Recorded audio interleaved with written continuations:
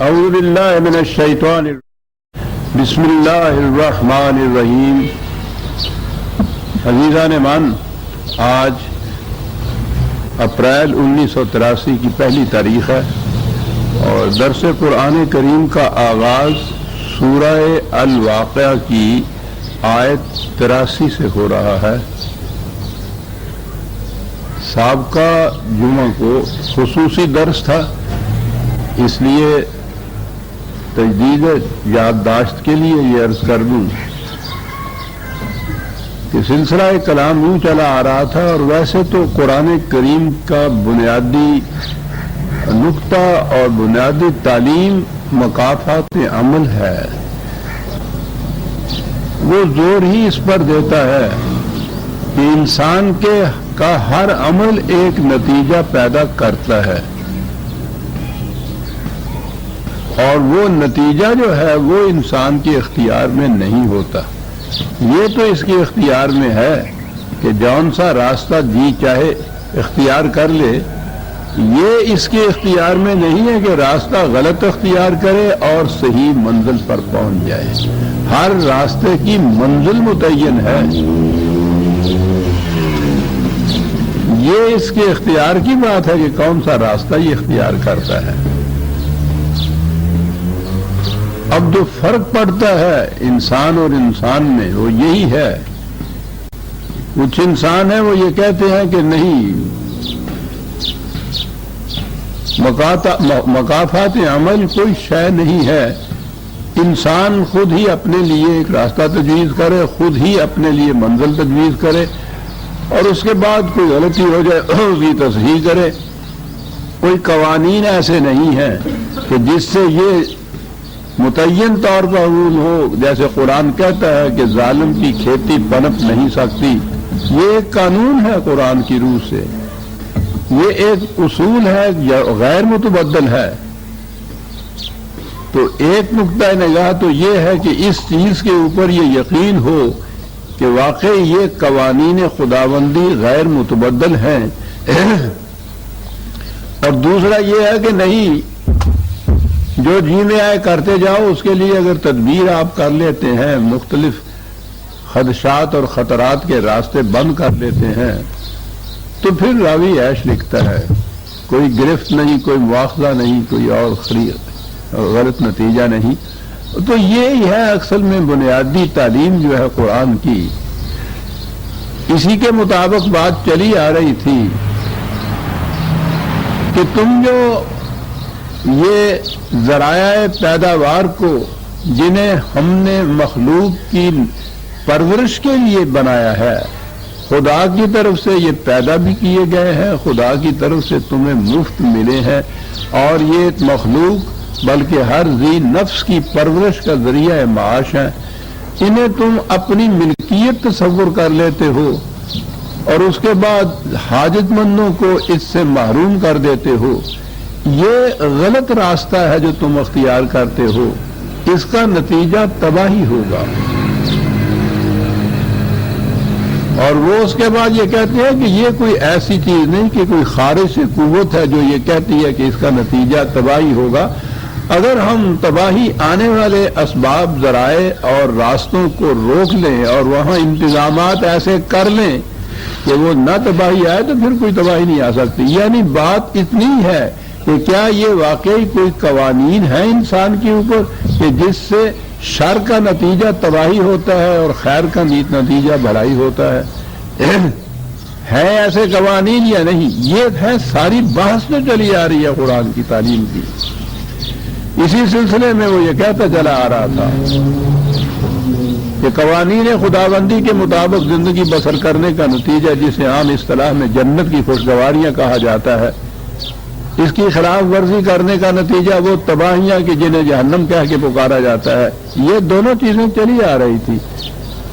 قرآن کا انداز یہ ہے، اور یہی طریق ہو سکتا ہے کہ یہ جتنے بھی ایبسٹریکٹ قوانین یا اصول ہیں، محسوس نہیں ہیں، وہ انہیں دلائل سے تو سمجھاتا ہے، لیکن وہ اس سطح کے اوپر جہاں لوگ دلائل سے زیادہ محسوسات سے علم حاصل کرتے ہیں، محسوسات کے ذریعے سے اچھی طرح سے بات سمجھتے ہیں، تو وہ محسوسات کے ذریعے سے بھی سمجھاتا ہے۔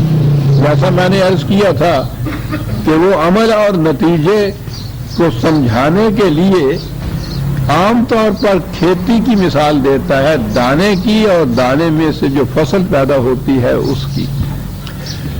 تو یہ وہ چلا آ رہا ہے یہ کہتا ہوا، اور اس نے یہ بتانا ہے کہ تم خود اس کو جانتے ہو، دیکھتے ہو کہ ایسے قوانین ہیں کہ جن کے ہاتھوں تم مجبور ہوتے ہو، تم کسی طرح سے ان کو دور نہیں کر سکتے، ان کے نتائج کو، وہ آ کر رہتے ہیں۔ اب اس کے لیے وہ محسوس مثال دیتا ہے، اور محسوس مثال ایسی دیتا ہے کہ جس سے کسی کو نہ انکار کی مجال ہے نہ انحراف ہے۔ فلولا اذا بلغت الحلقوم وانتم حينئذ تنظرون ونحن اقرب الیہ منکم ولکن لا تبصرون فلولا ان کنتم غیر مدینین ترجعونها ان کنتم صادقین۔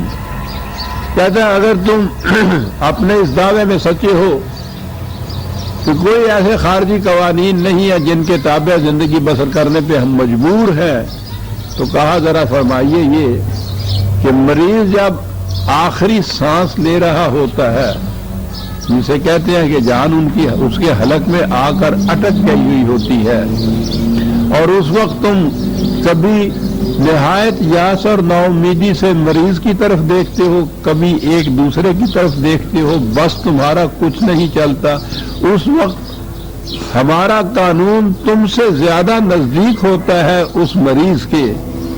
اگر تم سمجھتے ہو کہ کوئی ایسا قانون نہیں ہے جس پہ تمہارا اختیار نہیں، تم ہی صاحب اختیار ہو، تو پھر تم اسے مرنے سے بچا کیوں نہیں لیا کرتے؟ یعنی ایک ایسی مثال ہے ہر جگہ جو وارد ہوتی ہے، ہر ایک کو اس کا تجربہ ہوتا ہے، ہر شخص اسے دیکھ سکتا ہے، اور وہ اپنی بے بسی کا اعتراف کرتا ہے۔ انتہائی کوشش اور محنت کی جاتی ہے اس مریض کو بچانے کے لیے، لیکن اس کے باوجود مریض بچتا نہیں ہے، موت آ جاتی ہے۔ کہا کہ یہ جو ایک قانون ہے کہ وہ موت آ جاتی ہے، اسے تم اپنی ہزار کوششوں، ہزار خواہشوں کے باوجود اسے ٹال نہیں سکتے، تو تمہاری بے بسی ہے نا اس میں؟ جو بھی وہ قوانین ہیں وہ اپنا نتیجہ برآمد کر رہے ہیں نا۔ تو اگر تم یہ کہتے ہو کہ نہیں، کوئی ایسا قانون خارجی نہیں ہے کہ جس پہ ہمیں اختیار نہ ہو، تو تم اسے پھر موت سے بچا کیوں نہیں لیتے؟ کہا یہ مثال ہم نے تمہیں دی ہے یہ سمجھانے کے لیے کہ ہمارے قوانین یہاں کار فرما ہیں، ان کے مطابق نتائج نکلتے ہیں۔ یہ محسوس دنیا کی مثال ہے، محسوس زندگی کی مثال ہے، اور اسی قسم کی مثال آپ سمجھ لیجئے کہ جسے آپ انسانیت کی دنیا کہتے ہیں، اخلاق کی دنیا کہتے ہیں، عدل و انصاف کی دنیا کہتے ہیں، وہاں بھی اسی قسم کے قوانین ہیں، اور اسی طرح سے ان کا نتیجہ نکلتا ہے۔ ظلم اور استبداد کا نتیجہ یقیناً تباہی اور بربادی ہے۔ اس وقت تم نہیں مانتے، لیکن جب وہ آتی ہے تباہی اور بربادی تو تم پھر اس وقت اسے روک نہیں سکتے۔ اتنی سی بات ہم یہ تمہیں کہتے ہیں کہ اس کے آنے سے پہلے اس کا اہتمام کر لو کہ وہ تباہی نہ آئے، اور وہ اسی طرح سے ہے جیسا کہ بات اس نے یہ شروع کی تھی، فَسَبِّحْ بِاسْمِ رَبِّكَ الْعَظِيمِ۔ چھوٹے چھوٹے سے پیمانے کے اوپر تو تم اپنے گھر بار کا، بال بچوں کی ربوبیت کا، پرورش کا انتظام کرتے ہو۔ خدا کا نظام یہ ہے کہ عالمگیر ربوبیت ہونی چاہیے، دنیا میں کوئی ذی نفس اور کوئی انسان بھوکا نہیں رہنا چاہیے۔ تو اس کے تابع وہ مثالیں دیتا ہوا چلا آ رہا تھا، اور یہاں کہا کہ جس طرح سے یہ ہمارا قانون ہے کہ مرض جب شدت اختیار کر جائے تو پھر موت لازمی آ جاتی ہے۔ اسی طرح سے ہمارا یہ بھی قانون ہے کہ جب سلب اور نہل اور استحصال اور ایکسپلائٹیشن یہ شدت اختیار کر جائے تو پھر معاشرے پر تباہی آ جاتی ہے۔ اس وقت وہ لوگ، اب پھر وہ دو گروہ قرآن نے گنائے تھے پہلی آیات میں۔ ایک تو وہ تھا پائنیئرز کا کہ جب اس نظام کے لیے دعوت دی جائے، ابتدا کی جائے، اس اسکیم میں سب سے پہلے لوگ جو آتے ہیں ان کے لیے ایثار اور قربانیاں، محنت اور کاوشیں ہوتی ہیں، نتائج بہت دور بعد میں جا کے برآمد ہوتے ہیں۔ وہ ان نتائج سے متمتع نہیں ہوتے، صبر بار نہیں ہوتے وہ لوگ، ان کے حصے میں محنت ہی محنت ہوتی ہے۔ کسان بھی جو پہلے آ کے ہل چلاتا ہے، ہو سکتا ہے کہ وہ کھیتی کے برابر ہونے سے پہلے ہی وہ مر جائے، تو ہل تو اس نے محنت کر کے چلایا ہے، فصل کوئی اور لے کے جائے۔ یہ جو نظام ربوبیت کی عمومیت کا اس نے قرآن نے کہا ہے، یا اسلامی نظام اسے کہہ لیجئے، تو اس کی ابتدا کرنے والے جو بانی ہے، ابتدا کرنے والے السابقون الاولون جو ہے، وہ جنہیں میں بنیاد کی اینٹیں کہہ کر پکارا کرتا ہوں، کہ جن کی کیفیت یہ ہے کہ عمارت کا سارا بوجھ ان کے سر پہ ہوتا ہے، لیکن کوئی انہیں دیکھ بھی نہیں سکتا کہ وہ اینٹیں کہاں ہیں، اور نہ ہی کبھی انہوں نے ایسا تقاضا کیا ہے کہ ہمیں بھی ابھر کے دیکھ لینے دیجیے کہ یہ عمارت کیسے بنی ہوئی ہے۔ ان کے حصے میں بوجھ ہی بوجھ آتا ہے، لیکن وہی بوجھ ہے کہ جو اس ساری عمارت کو اٹھائے ہوئے ہوتا ہے۔ اس لیے اس نے جو سابقون الاولون ان کو مقربین کہہ کے پکارا ہے کہ محنت اور مشقت ان کے حصے میں آتی ہے، اس کا پھل اور ثمر جو ہے بعد میں آنے والے اٹھاتے ہیں۔ تو پہلا درجہ جو ہے تو مقربین کا ہے۔ پھر اس کے بعد جب اس کے آثار پیدا ہو جاتے ہیں، اس کی کامیابی کے، پودا ذرا اونچا ہو جاتا ہے، نظر آتا ہے کہ اس میں پھل لگ جائیں گے، تو یدخلون فی دین اللہ افواجا، پھر تو لوگ فوج در فوج آ جاتے ہیں اس نظام کی طرف۔ یہ آنے والے بھی صاحب برکت اور صاحب یمن ہوتے ہیں، اس کو وہ اصحاب الیمین کہہ کر پکارتا ہے، جن کے حصے میں یمن و سعادت آتی ہے۔ لیکن بہرحال مدارج کے اعتبار سے یہ جو سابقون الاولون ہیں ان کے بعد آتے ہیں یہ لوگ۔ لیکن اس نے یہ کہا ہے کہ یہ ٹھیک ہے، مدارج کے اعتبار سے تو بعد میں آتے ہیں، لیکن اس نظام کی خوشگواریوں میں ان کا بھی اتنا ہی حصہ ہوتا ہے، بلکہ سابقون اولون سے حصہ ان کا زیادہ ہوتا ہے، محنت کم کرنی پڑتی ہے۔ تو کہا کہ فاما ان کان من المقربین فروح وریحان وجنت نعیم، وہی جو پہلے جنت کی تفصیلات قرآن دیتا چلا آ رہا تھا، اور اسے ہر وقت ملحوظ خاطر رکھیے کہ صحیح نظام زندگی کی جنت یہاں سے ہی شروع ہو جاتی ہے، جس طرح غلط نظام کا جہنم یہاں شروع ہوتا ہے۔ تو میں نے عرض کیا تھا کہ وہ صحیح نظام کی جنت کی خوشگواریاں اور وہاں کی نسیم سحری کی ہوائیں وہ تو ہمارے نصیب میں نہیں، ہم نے نہیں دیکھی۔ جہنم کے لپٹ اور شعلے تو ہمیں پتہ ہے نا کیسے ہوتے ہیں۔ غلط نظام کے اندر رہنے سے زندگی کس قدر ضیق میں گزرتی ہے، اجیرن ہوتی ہے، اس کا تو ہمیں علم ہے نا۔ تو قرآن یہ کہتا ہے کہ اس جہنم کو تم جنت میں بدل سکتے ہو۔ السابقون الاولون پہلے ہیں جو محنت ہی محنت کریں گے، پھر بعد میں آنے والے اس سے ثمربار ہوں گے۔ فسلام لک من اصحاب الیمین، دونوں کے لیے سلامتی ہے، دونوں کے لیے برکات ہے۔ وَأَمَّا إِنْ كَانَ مِنَ الْمُكَذِّبِينَ الضَّالِّينَ فَنُزُلٌ مِّنْ حَمِيمٍ وَتَصْلِيَةُ جَحِيمٍ، اس کے برعکس وہ لوگ جنہیں ہم کہتے رہے کہ اس کا نتیجہ تباہی ہے، وہ کہتے رہے کہ تم جھوٹ کہتے ہو، ایسا نہیں ہو سکتا، ہم نے پورے انتظامات کر رکھے ہیں کہ تباہی نہ آنے پائے۔ وہ قرآن نے کہا ہے کہ وہ تو وہاں ان مقامات سے آیا کرتی ہے من حیث لا تشعرون، جو تمہارے وہم و گمان میں بھی نہیں ہوتے، وہ ان راستوں سے تباہی آیا کرتی ہے۔ لیکن بہرحال وہ تباہی آتی ہے تو اس کے لیے اس نے یہ کہا، وہی مثال کے طور پر کبھی کھولتا ہوا پانی کہا جو کھیتی کو تباہ کر دیتا ہے، کبھی یخبستہ کہا وہ بھی جلا کے رکھ دیتا ہے وہ کھیتی کو۔ افراط و تفریط ہوتی ہے اس میں۔ یاد رکھیے قرآن نے یہ کہا ہے کہ غربت اور افلاس سے بھی ایک تباہی آتی ہے، اور اس کے برعکس افراط زر سے بھی ایک تباہی آیا کرتی ہے۔ ایک طبقے کے پاس ضرورت سے کہیں زیادہ دولت جمع ہو جاتی ہے، وہ بھی تباہی کا موجب ہوتی ہے۔ دوسرا طبقہ نان شبینہ سے محتاج ہو جاتا ہے، یہ بھی تباہی کا موجب ہوتا ہے۔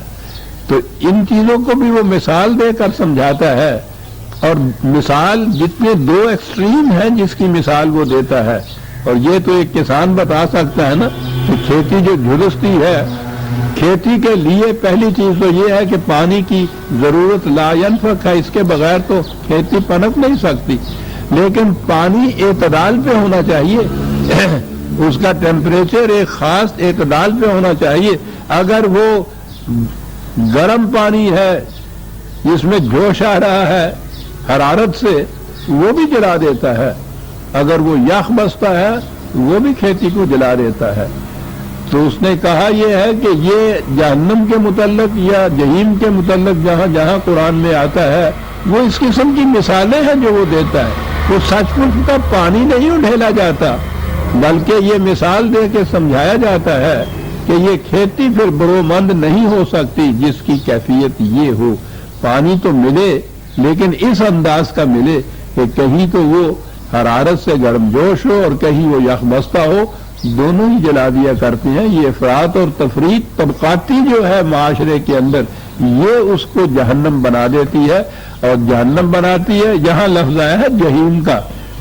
جہنم کا تو میں نے کہا تھا نا کہ وادی جہنم ہے، وہ فلسطین کے قریب ایک وادی تھی جس میں ایک بہت بڑا بتکدہ تھا، اور اس کے سامنے انسانوں کی قربانی دی جاتی تھی اور ان کو پھر جلایا جاتا تھا، اس لیے اس کو جہنم کہتے تھے۔ یعنی وہ مقام جہاں انسانیت کو جلایا جائے اور ذبح کیا جائے، جہاں انسانیت ذبح ہوتی ہو وہ جہنم ہے۔ اور جہیم میں نے کہا تھا کہ جہاں بھی کسی قوم کی کسی کی ارتقائی رفتار رک جائے، جامد ہو جائے، منجمد ہو جائے، ایک مقام پہ رک جائے، ٹھہر جائے، آگے نہ بڑھ سکے، اسے جہیم کہا جاتا ہے۔ زندگی جوئے روان است تو رواں خواہد بود، زندگی تو نام ہے اس ندی کے چلتے رہنے کا، اسے چلتی رہے گی تو یہ ندی کہلائے گی، رک جائے گی تو یہ جوہر بن جائے گی، اور زیادہ عرصہ رکے رہے گی تو اس میں بسان اور سرام پیدا ہو جائے گی۔ یہ جو زندگی کا رک جانا ہے کسی مقام کے اوپر، یہ ہے جسے جہیم کہا جاتا ہے۔ جہنم کا یہ دوسرا نام کہہ لیجیے۔ اصل میں تباہی وہ قوم ہوتی ہے جو اس زندگی کے مساف اور راستے میں کسی مقام پہ کھڑی ہو جائے، رک جائے، رک جانے کے بعد پھر وہ اس رک جانے کو بہت مقدس بنا لیتی ہے۔ اسلاف کی پیروی جو ہے، جو چلا آ رہا ہے ہمارے ہاں سے مسلک، ہم اسی کے پیرو رہیں گے۔ کھڑے ہو کے ہم سوچیں گے بھی نہیں کہ وہ صحیح ہے یا غلط ہے، قرآن کے مطابق ہے یا نہیں، ہمیں اس کی ضرورت نہیں ہے۔ اب یہ رک گئے، بڑے فخر سے تقلید کہا جاتا ہے اس کو، اور تقلید قلادہ تو اس رسی کو کہتے ہیں جو مویشی کے گلے میں باندھ دی جاتی ہے کہ چل نہ سکے وہ۔ ایسی قومیں چلتی نہیں ہیں۔ مسافر زندگی میں 1000 برس جہاں پہلے آپ کی یہاں قوم کھڑی تھی وہاں کھڑی ہے، دنیا کہیں سے کہیں چلی جاتی ہے اور وہ اسی مقام کے اوپر کھڑے ہوتے ہیں۔ یہ جہیم ہے۔ تو کہا کہ یہ ہے وہ قوم کہ جو ایک مقام پہ رک جاتی ہے، آگے نہیں بڑھتی، اور پھر وہاں انسانیت جل جاتی ہے اس کی۔ کیا آگے الفاظ ہیں کہ یہ باتیں تو ہم مثال کے تمثیلی انداز سے سمجھا رہے ہیں، لیکن یاد رکھیے انا ھذا لہو الحق الیقین، یہ محض مثالی کی مثالیں نہیں ہیں جو ہم دے رہے ہیں، تشبیہات اور استعارات نہیں ہے، یہ ایک یقینی ریالٹی ہے جو ہم بیان کر رہے ہیں، یہ اسلوب بیان ہے جو ہم مثالوں کے ذریعے تمہیں بات سمجھاتے ہیں، جملا رہے ہیں۔ لیکن یاد رکھو یہ ایک یقینی حقیقت ہے، الحق بھی یقینی چیز ہوتا ہے، اپنے مقام پہ اٹل ہوتا ہے، اس میں اور شدت پیدا کرنے کے لیے حق الیقین ساتھ اس کے کہا ہے کہ یہ ایک یقینی ریالٹی ہے جو ہو کر رہے گی، یہ نتائج مرتب ہو کر رہیں گے، اسے یاد رکھو، یہ محض مثالیں نہیں ہیں۔ جب یہ بات ہے پھر دیکھیے بات کہاں سے شروع کی تھی، وہی فسبح باسم ربک العظیم، وہ 74 آیت اسی صورت کی جو تھی وہاں تھی نا، کہ تمہیں پھر یہ چاہیے کہ چھوٹے چھوٹے دائروں کے اندر یہ پرورش کا جو سامان تم کرتے ہو اپنے بچوں کے لیے، عالمگیر انسانیت کے لیے یہ سب کچھ کرو، وہاں سے بات چلی تھی۔ اور سورت کی آخری آیت یہ سب کچھ بیان کرنے کے بعد کہا فسبح باسم ربک العظیم، وہی کہ یہ ہے کرنے کی بات، فسبح باسم ربک العظیم۔ کتنا بڑا انقلابی پروگرام ہے جو قرآن نے دیا ہے کہ اس کا نتیجہ جنت نعیم ہوگا، اس کے خلاف ورزی، اس کے خلاف نظام قائم کرو گے جہاں طبقاتی تقسیم ہوگی وسائل رزق کی، تو اس کا نتیجہ جہنم ہوگی۔ اور کہا یہ کہ تمہارے لیے کوشش کرنے کی بات یہ ہے کہ تم اس ربوبیت خداوندی کو عام کرو، عظیم ربوبیت خداوندی جو ہے اس کا نظام قائم کرو۔ سب اب ہمارے ہاں تو جب دین مذہب سے بدلتا ہے تو الفاظ وہی رہتے ہیں، مفہوم بدل جاتا ہے۔ سبے کے معنی ہو گئے تسبیح کرو، یہ سارا کچھ کہنے کے بعد اتنا بڑا پروگرام، اتنی بڑی جدوجہد جو ہے جس کے لیے کہا ہے کہ جانفشانیاں اور کاوشیں اور کوششوں کی ضرورت ہے، جانے دینے کی ضرورت ہے، میدان بدر اور حنین کی ضرورت ہے، رسول اللہ صلی اللہ علیہ وسلم کی جنگ احد میں خود زخم کھانے کی ضرورت ہے، یہ سارا پروگرام ایک طرف، اور اسی سبے کا ترجمہ کہ تسبیح کیا کرو تم اپنے رب کی۔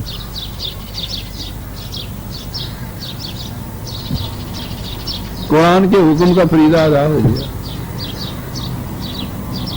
اور باقی جو کچھ ہے کہ صاحب یہ بھوکے مار رہے ہیں اس کو وہ ملتا ہے کہ صاحب وہ تو رزق خدا نے اپنے ہاتھ میں رکھا ہوا ہے، جسے چاہے وہ غریب کر دے، جسے چاہے وہ امیر کر دے، چلیے قصہ ختم ہو گیا جناب، وہ اس نے اپنے ہاتھ میں رکھا ہوا ہے اور تمہارا کام جو تسبیح کر دے رہی ہے۔ سوال ذہن میں یہ پیدا ہو رہا تھا کہ یہ کچھ ایسا ہے جیسا کچھ خدا کا اپنا کام ہے جو وہ ہم سے کرانا چاہتا ہے۔ یہی چیز ہے نا ہمارے ہاں جتنا تصور ہے پرستش کا، اس میں تو کوئی خدا کا کوئی کام ہے نا جو کیا جاتا ہے، اس کے سامنے جا کے کھڑے ہو کے قصیدے پڑھے جاتے ہیں الحمدللہ ان کے ترجمے کے مطابق، تو بڑا، بہت بڑا، تیری شان بڑی، تیری حمد و ستائش ہم کرتے ہیں، ہم تیری پرستش کرتے ہیں، اس کا کچھ کرتے ہیں، اور اس کے بدلے میں تو ہمارا یہ کر دے، تو ہمارا یہ کر دے، یعنی صبح سے شام تک ہر کام جتنا بھی ہے وہ اللہ میاں کرے گا تمہیں، اللہ یہ دے دے، اللہ یہ کر دے، اللہ وہ کر دے، وہ اس کام کے لیے رکھا ہے، اور یہ اس کی پرستش کرتے ہیں، عبادت کرتے ہیں، قصیدے پڑھتے ہیں، یعنی یہ جو ہے سبح تسبیح کرنا یہ خدا کے لیے خدا کا کوئی کام ہے جو کچھ ہم کر رہے ہیں۔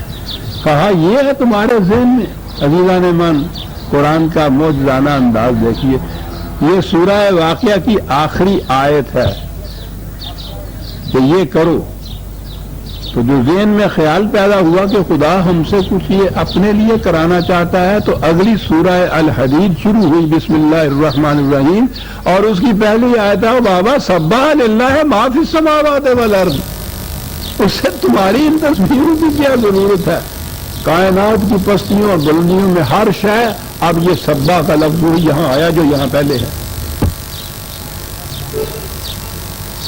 ترجمہ وہی ساتھ تسبیح کرتی ہے۔ کہا صاحب یہ کائنات کی ہر شے تسبیح کرتی ہے، کہنے کہ ہاں وہ سب کرتی ہیں لیکن تم ان کی تسبیح کو دیکھتے نہیں ہو. وہ باہر ہاتھ میں نہیں رکھتی وہ تسبیح، ہر شے تسبیح کرتی ہے، ہر شے تسبیح کرتی ہے. تم بھی تسبیح کیا کرو. یہ سارا نظام، سارا پروگرام، سارا اس لیے کہ تسبیح کیا کرو جناب. پھر وہ لاکھ لاکھ دانے کی تسبیح ڈھیر لگے ہوئے ہوتے ہیں، اس طرح سے تسبیح کیا کرو جناب. کیسا ربط ہے، سورت ختم ہو رہی ہے، سورت کی ابتدا ہو رہی ہے، فسبح بسم ربک العظیم کا حکم ہو رہا ہے یہ کرو. اور یہ کہ یہ ہماری خاطر نہیں ہے، ہم تم سے کہتے کہ کچھ کام ہمارا رکا ہوا تم کرو. تم کیا سبح للہ ما فی السماوات والارض. توجہ دلائی اس طرف کہ خارجی کائنات جو محسوس پیکر میں تمہارے سامنے آئی ہے وہ دیکھو تو صحیح کہ وہاں لا قانونیت ہے یا کسی قانون کے تابع ہے، وہ مصروف گردش ہے. آپ کو معلوم ہے، آپ تو ان الفاظ کے معانی آپ کے سامنے مدتوں سے آ رہے ہیں، 25 برس سے یہ درس بھی ہو رہا ہے. تو سبح کے معنی ہوتے ہیں کہ کسی مقصد کے حصول کے لیے پوری کوشش کر دینا.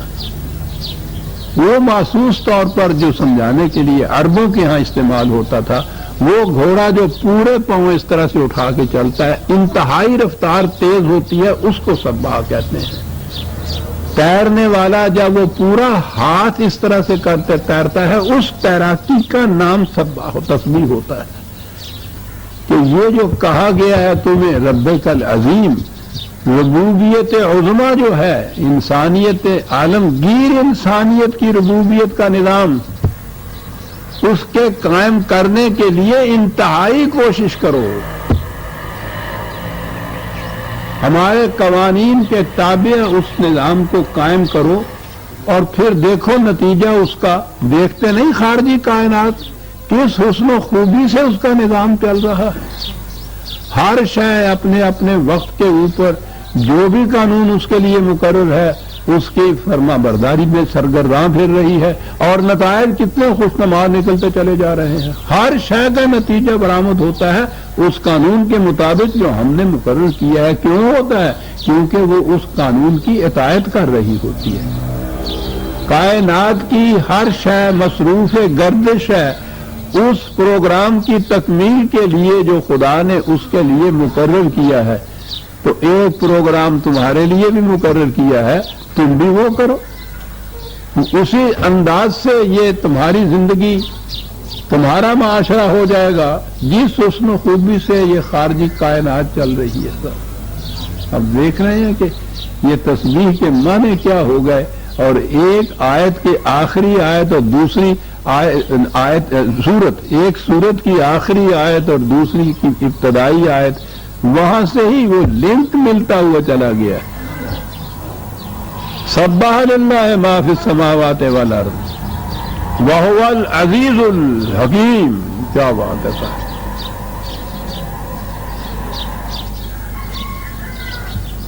قانون کی اطاعت کے لیے قوت کی ضرورت ہوتی ہے. یہ جو سارا کچھ اس طرح سے چل رہا ہے اس کے پیچھے قوت نافذہ ہے خدا کی کہ جو اس طرح سے چلا رہی ہے.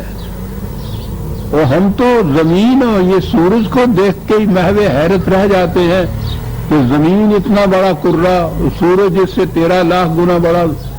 وہ ماہر فلکیات سے پوچھئے، وہ کہتے ہیں کہ کائنات کے ریگستان میں یہ تو ذروں سے بھی کم ہے. لو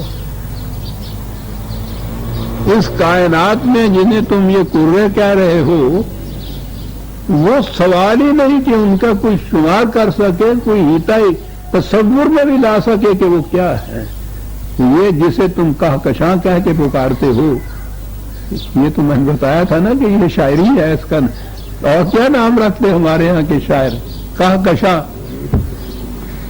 ریت کے اوپر سے گھاس کا ایک گٹھا کھینچ کے لے جائیے، جو نشان پیچھے بنتا ہے نا، انہوں نے کہا یہ اس قسم کا نشان ہے. کوئی کہا کھینچ کے لے گیا تو پیچھے نشان چھڑ گیا. کہکشاں گھاس کو کھینچتے ہوئے چلے گئے.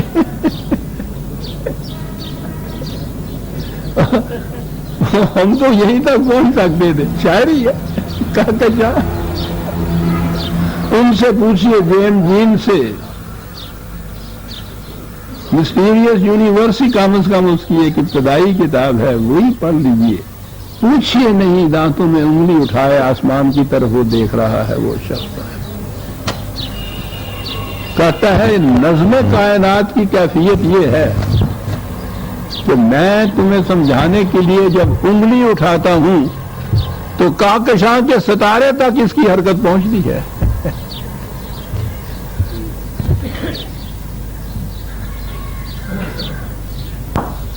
منشت آپ کو بتایا تھا، ایک ہے تو چھوٹی سی کتاب ہی دی گریٹ ڈیزائن، یہ کتابیں یہاں تو ملتی نہیں، یہاں تو آہستہ آہستہ علم کی ضرورت ہی نہیں رہا، محفوظ ہوتا چلا جا رہا ہے، علم کی ضرورت نہیں ہے سہولت کے اندر، کتابیں ہی نہیں ملتی یہاں یہ بڑی۔ اور اب تو یہ بہت آگے چلے گئے، میں تو بہت پہلے کی بات کر رہا ہوں جب یہ کتابیں تھیں تو اس نے کیا یہ تھا، بلکہ ایک سوسائٹی تھی، اس نے یہ جتنے علوم ہیں خارجی کائنات کے مختلف، ان علوم کے جو اس دور کے ماہرین تھے، چوٹی کے اساتذہ، ان سے کہا تھا کہ ہمیں یہ بتائیے کہ جس شعبے میں تم تحقیق کر رہے ہو، تمہاری تحقیق کس نتیجے پہ پہنچ رہی ہے کہ یہ سارا کچھ یوں ہی الال ٹپ جسے ہم کہتے ہیں ہنگامی طور پر ایسے ہی ہو رہا ہے بائی چانس، یا اس کے پیچھے کوئی نظم ہے، کوئی آرڈر ہے، کوئی لا ہے، کوئی قانون ہے، تم کس نتیجے پہ پہنچے ہو؟ یہ ایک سوال انہوں نے کیا تھا کوئی 10-12 علوم کے بڑے بڑے اساتذہ سے جناب، اور ان کے جوابات اسی طرح سے شائع کر دیے تھے۔ ان میں سے ہر ایک کا جواب یہ تھا کہ ہماری تحقیق جس نتیجے پہ ہم پہنچاتی ہے، ہم دیکھ رہے ہیں کہ اس قدر نظم و ضبط ہے، کوئی قوت اس انداز سے اس کو اپنے کنٹرول میں لیے ہوئے ہے کہ ہم محو حیرت رہ جاتے ہیں۔ کس نے یہ کہا تھا؟ جیز نے تو وہ کہکشاں یا ان کرنوں کے متعلق یہ بات کہی تھی۔ ایک بوٹنسٹ تھا، یہ درختوں کا سبزیوں کا ماہر جو تھا، اس نے ایک گرین لیف اس کا ہیڈنگ تھا جی، اس کے ٹاپک، اس کے مقالے کا، وہ کہتا تھا کہ یہ سبز پتا اس کی دھاریوں کے اندر جو کچھ ناچ رہا ہے، میں ساری عمر اس پہ تحقیق کر کے تھک گیا ہوں، انتہا نہیں ہو رہی صاحب، ایک سبز پتے کے اندر کیا ہو رہا ہے۔ سبح للہ ما فی السماوات والارض، یہ کیوں ہو رہا ہے؟ کائنات کی ہر شے اس پروگرام کی تکمیل کے لیے سرگرداں ہے جو اس کے لیے مقرر کیا گیا ہے۔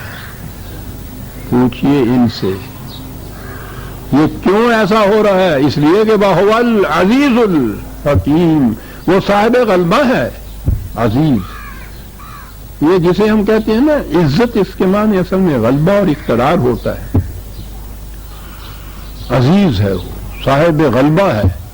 اب صاحب غلبہ تو ہلاکو چنگیز اور فرعون و نمرود بھی ہوتے ہیں، اس کے ساتھ الحکیم بھی ہے۔ اس کا غلبہ دھاندلی کا غلبہ نہیں ہے، حکمت پر مبنی ہے، قانون پر مبنی ہے، ریشنلی ہر چیز کو کنٹرول کر رہا ہے، جسے آپ کہتے ہیں غلبہ ہے، اور حکمت پر مبنی غلبہ ہے، جس کا نتیجہ یہ ہے کہ کائنات کی ہر شے اپنے مفوضہ پروگرام کی تکمیل میں سرگرداں ہے، انتہائی سرگرداں، اس لیے کہ لہو ملک السماوات والارض، کائنات کی پستیوں بلندیوں میں اقتدار اور قدرت یہ اسی کا ہے، کسی اور کو یہ چیز حاصل نہیں ہے، اقتدار اسی کا ہے، ملک اسی کا ہے، انتہا تمہاری زندگی کی جو ہے یحیی و یمیت، زندگی اور موت تمہاری جو ہے وہ بھی اس کے ہاتھ میں ہے، اس کے قانون کے ہاتھ میں کہیں۔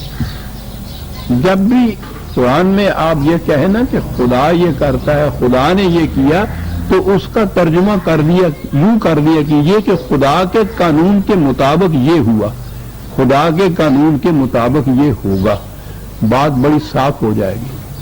جو ہی آپ نے یہ چیز نکالی اور یہ کہا کہ خدا رزق دیتا ہے، خدا بھوکا مارتا ہے، تو وہاں تو پھر بات بہت دور تک جا پہنچتی ہے۔ وہاں تو آپ کے ہر خطبے میں، اور جمعے کا ہی خطبہ نہیں ہے وہ، آپ کے ہاں تو نکاح کے خطبے میں بھی، اور ہر مقام کے اوپر وہ جو خطبے کے پہلے سے وہ پڑھتے ہیں اس میں یہ نہیں یاد اللہ ہو تعمد اللہ لہو ومن یضلل ہو فلا ہادی له، ترجمہ ان کا کی گئی کہ جس کو خدا گمراہ کر دے اس کو کوئی راہ راست پہ نہیں لا سکتا، وہ خدا گمراہ بھی کیا کرتا ہے معاذ اللہ۔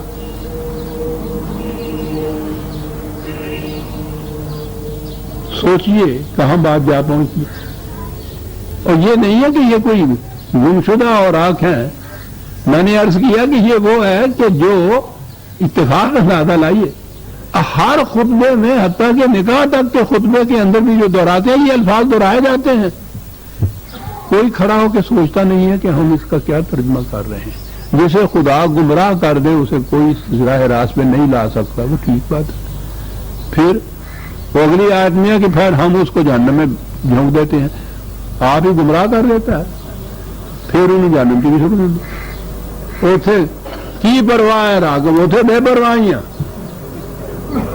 ہاں جی پھڑ لے عملہ والیاں نوں چھڑ دے اوگنہار نوں، بے پرواہیاں، وہ بے پرواہیاں کی اللہ اسا مد اور ترجمہ بے پرواہ، سکھو شاہی پئی ہوئی اوتھے کی پرواہ ہے والے اوتھے بے پرواہیاں۔ وہ عزیز بھی ہے وہ حکیم بھی ہے، لہو ملک السماوات والارض یحیی و یمیت، اور اگلی ہی بات جو ہے وَهُوَ عَلَى كُلِّ شَيْءٍ قَدِيرٌ، ترجمہ ہو گیا وہ ہر چیز پر قادر ہے جو چاہے کر دے۔ اب یہ سارا تصور ہی آپ کے ہاں نظم اور ضبط اور قانون اور قاعدہ اور ضابطہ سارے کا سارا ہی دریابرد ہو گیا، جسے کہا کہ وہ ہر چیز پہ قادر ہے، وہ ہر چیز کر سکتا ہے، جو کر سکتا ہے تو ٹھیک ہے، نظم و ضبط کہے گا رہا۔ پھر جب وہ یہ تصور خدا کا آپ کو معلوم ہے کیسے پیدا کیا گیا، پیدا کیا گیا قرآن کا خدا کا تصور تو قانون دینے والے خدا کا ہے نا۔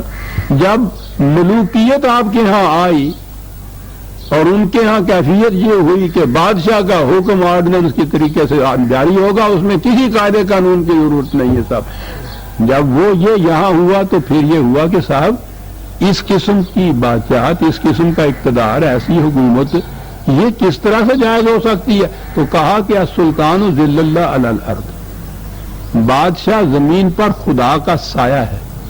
خدا اس قسم کا ہے نا تمہارا کہ جو جی میں آئے حکم دے دے، جو جی میں آئے کر دے، کوئی مجال نہیں کسی کی اس کے ساتھ تابع کرے، ہے نا ایسا خدا کہ جی ہاں، تو جو ایسا خدا ہے اس کا سایہ بھی اسی قسم کا،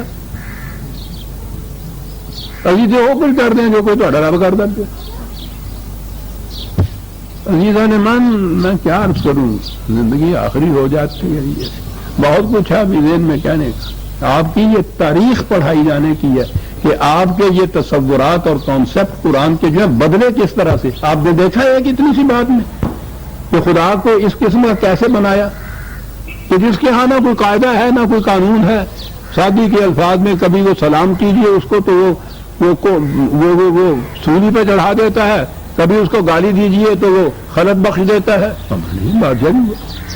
جو چاہے کرے، جو چاہے کرے والا تصور خدا کا دیا اس زمانے میں۔ جب یہ نیچے یہ آئے، ملوکیت آئی، سلاطین آئے، شہنشاہ آئے کہ جو حکم دے جی چاہے وہ دے، اس کو ماننا ہوگا، اور سند اس کی یہ ہے کہ ہم خدا کے سائے ہیں، جیسا وہ ہے ویسے ہم ہیں نیچے۔ اور کہاں سے بات وَهُوَ عَلَىٰ كُلِّ شَيْءٍ قَدِيرٌ، یہ دیکھا ہی نہیں ہے۔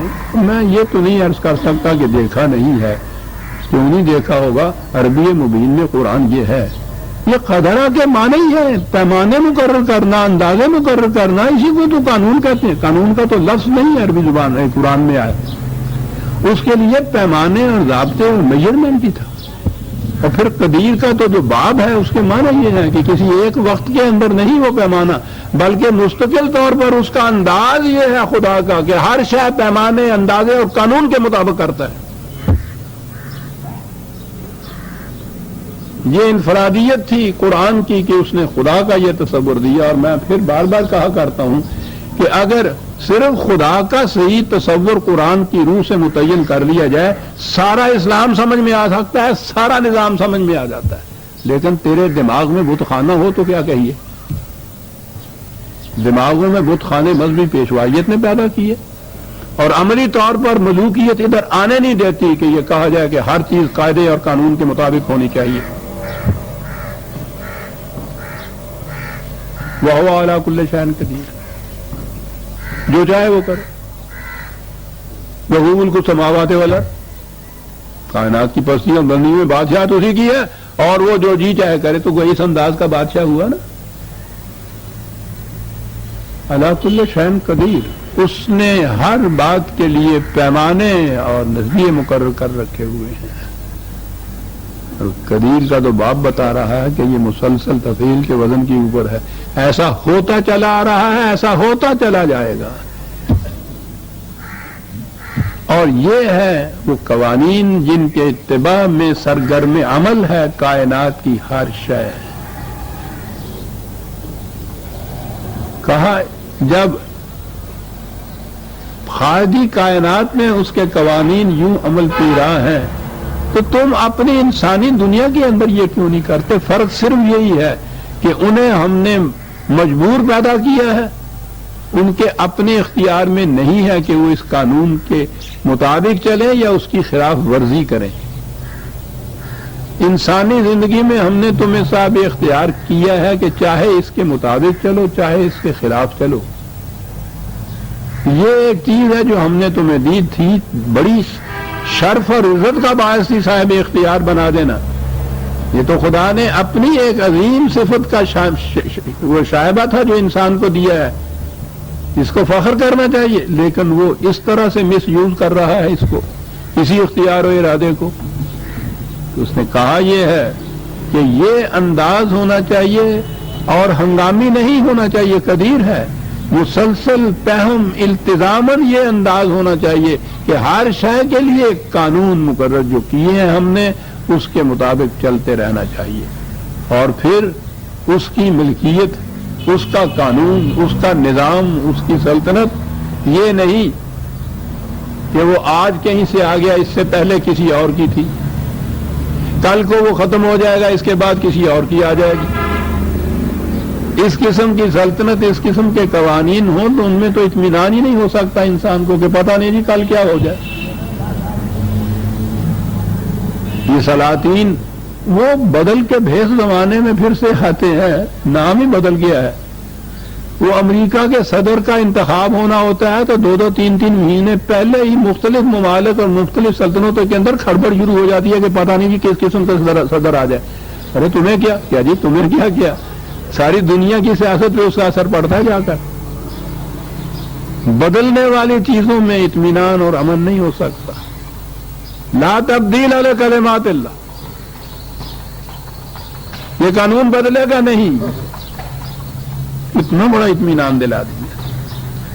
پھر کہا کہ جی قانون آپ کا تو نہیں بدلے گا اگر آپ ہی نہ رہے تو پھر کہا والاول والآخر والظاہر والباطن.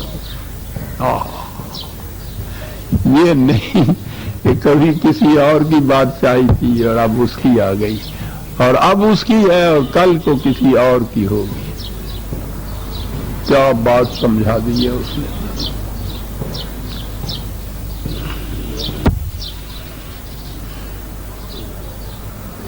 پھر یہ بھی نہیں ہے کہ صاحب یہ ظاہرہ جو کوئی دیکھا جاتا ہے اس کے اوپر تو مری کائنات جو ہے، محسوس دنیا جو ہے، اس کے اندر تو یہ اس کی کار فرمائی اس کے قانون کی یا غلبہ ہے. لیکن یہ وہ دنیا جو نظر نہیں آتی، یہ اخلاق کی دنیا کی مشکل یہی ہے کہ نظر نہیں آتی.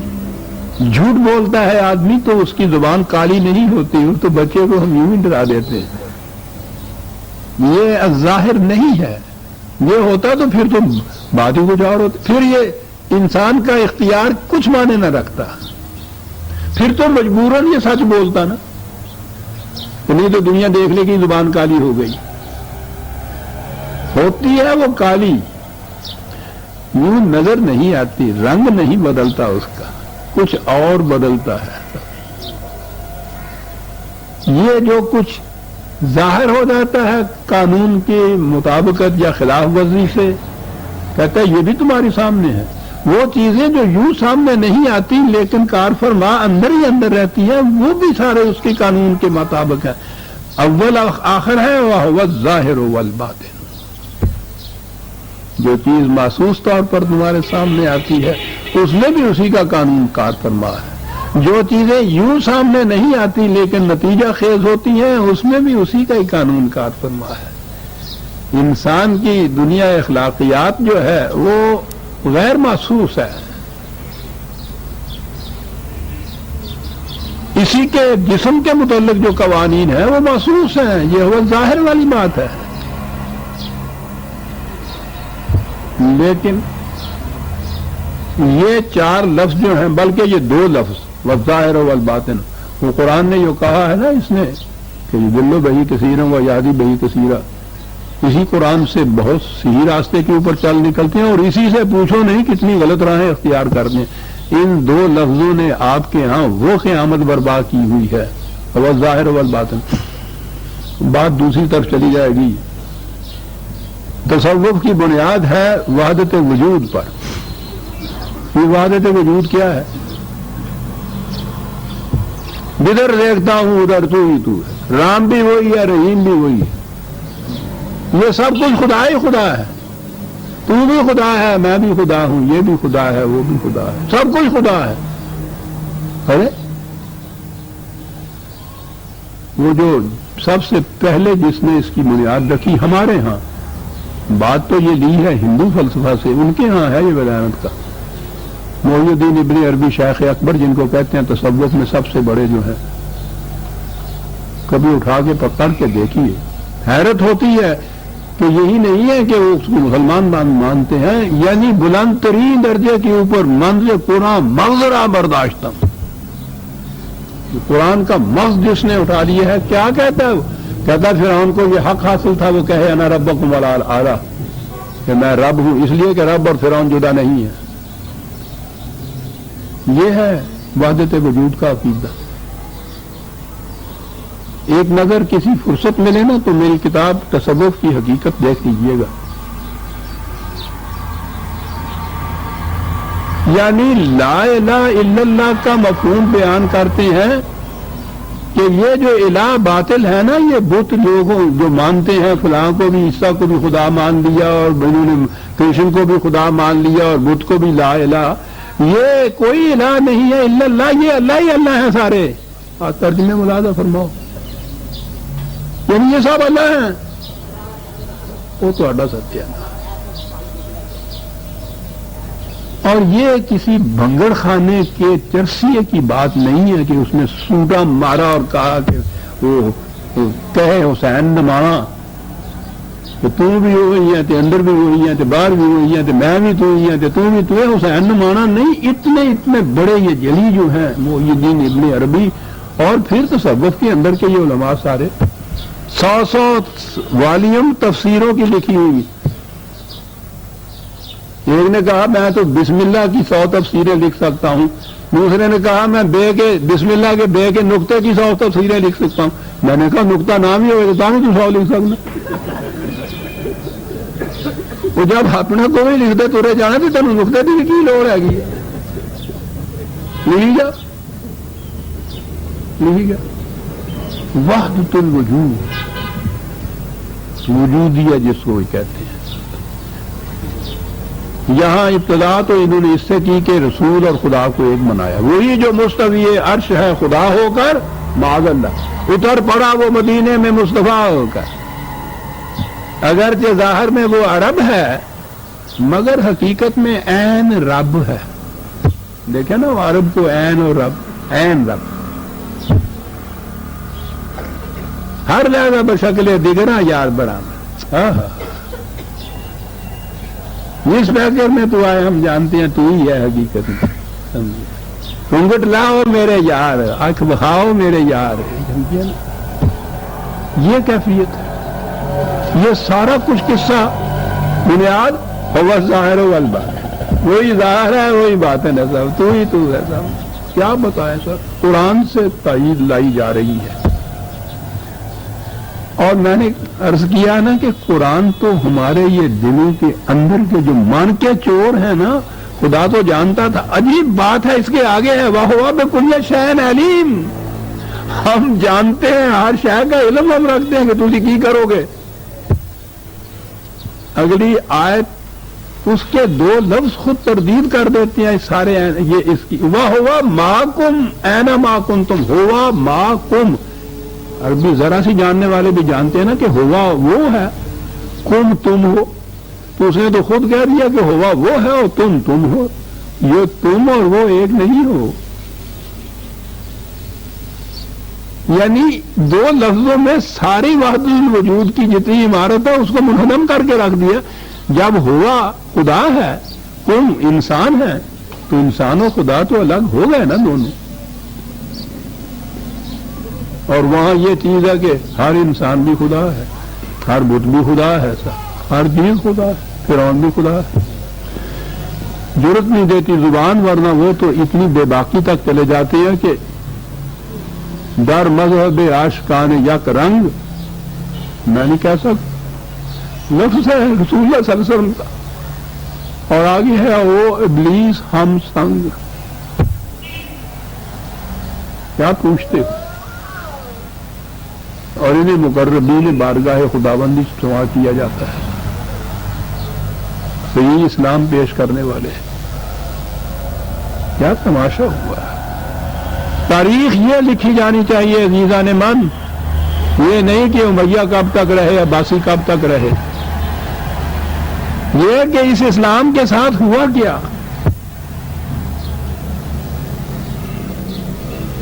وَهُوَ بِكُلِّ شَيْءٍ عَلِيمٌ هُوَ الَّذِي خَلَقَ السَّمَاوَاتِ وَالْأَرْضَ فِي سِتَّةِ أَيَّامٍ. اس نے دیکھیے کس طرح سے وہ اس باطل عقیدے کی ساتھ کے ساتھ تردید کرتا ہے. هُوَ الَّذِي خَلَقَ السَّمَاوَاتِ، وہ ہے جس نے پیدا کیا ہے اس ساری سماوات و ارض کو. وہ تو خالق ہوا. تو یہ جو کچھ ہے یہ وہی کیسے ہو گیا. لیکن ان کا کیا کہنے، خود کوزاؤ، خود کوزا کرو، خود گلے کوزا. کہا وہ خالق بنایا جانے میں کوئی بات نہیں. آپے مٹی، آپے چک، آپے کمیار. خود کوزاؤ، خود کوزا کرو، خود گلے کوزا. خود رندو سبو کش. پھر اس میں پیالہ بنا، پیالے میں خود ہی شراب پینے والا. خود برسر یہاں کوزا خریدار برآمد، آپ ہی پھر اس کا خریدار بن کے آیا. بے شکست و رواں شد، توڑ کے چلیا گیا. کیا بات ہے.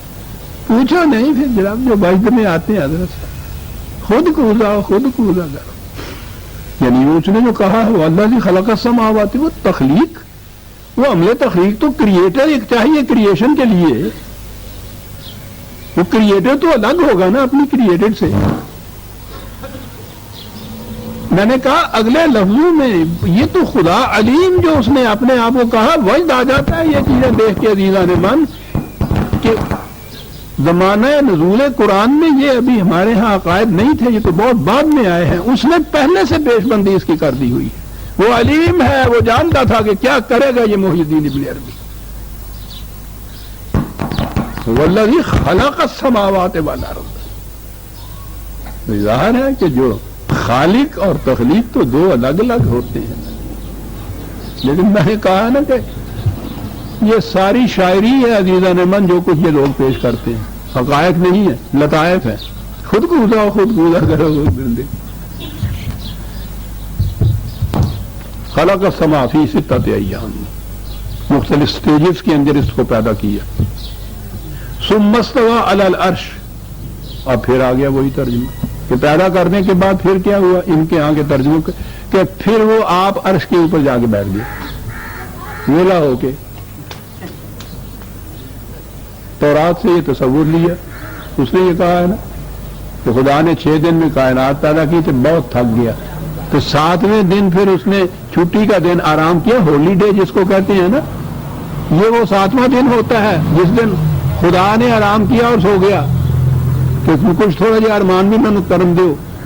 7واں دن سبت، جس دن کوئی کام نہیں کرتے نا، یہ یہودیوں کا تصور ہے نا. سبت ڈے جو ہوتا ہے وہ اس میں کوئی کام نہیں کرتے، اسی کا نام ہولی ڈیز. ہم نے بھی اس کے لیے تعطیل کا لفظ اپنے یہاں لے لیا. ہفتے میں ہم بھی ایک دن تعطیل مناتے ہیں جی. ذہن میں نہیں کہ یہ یہودیوں کی چیز ہے جو کچھ ہم کر رہے ہیں اور وہ خدا کے تتبع میں کر رہے ہیں. وہ کہتے ہیں اس دن خدا بھی سویا تھا, ہم بھی سوئیں گے صاحب, کام نہیں کوئی کریں گے. آپ کے یہاں تعطیل کا تصور کیا؟ کام کرنے والی قوم میں تعطیل کا تصور کیا؟ کام کو معطل کر دینا تعطیل کے یہ معنی ہے.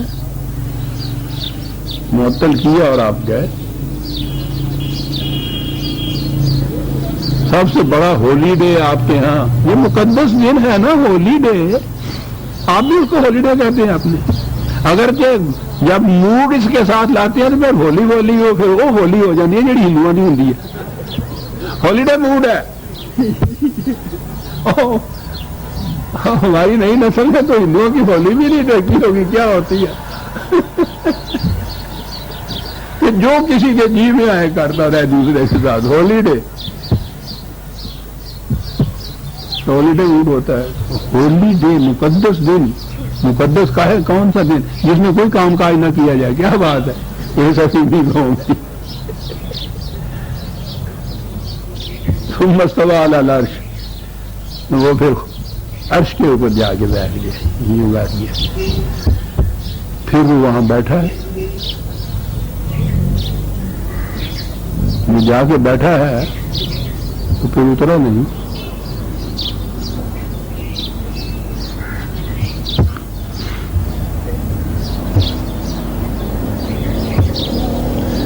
وقت ہو گیا لیکن 4 لفظ اس آیت کے مقاعد ہوں. یعلم ما یلج فی الارض وما یخرج منها وما ینزل من السماء وما یعرج فیها. نظام کائنات کی جزیات تک سے واقف اس کی نگاہوں کے سامنے ہے. زمین کے اندر کیا چیز جاتی ہے, فضا میں اوپر کیا چیز ابھرتی ہے, کون سی چیز میں عروج ہوتا ہے, کون سی چیز میں زوال ہوتا ہے, کون نیچے اترتی ہے, کون اوپر جاتی ہے. سارا نظم کائنات جتنا بھی ہے سارا اس کے علم میں ہے. جب اس نظم کائنات کی یہ کیفیت ہے تو تم اس کے احاطہ اقتدار سے باہر کیسے جا سکتے ہو؟ ہوا معکم اینما کنتم.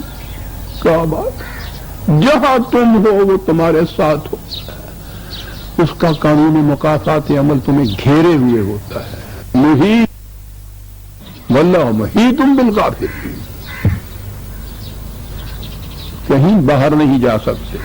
واللہ بما تعملون بصیر, کاہے کے لیے یہ گھیرا ڈالے ہوئے تمہارے گرد؟ کیا بات ہے, جو کچھ تم کرتے ہو وہ اسے دیکھتا ہے. لہو ملک السماوات والارض, اقتدار کائنات میں صرف اس کا ہے.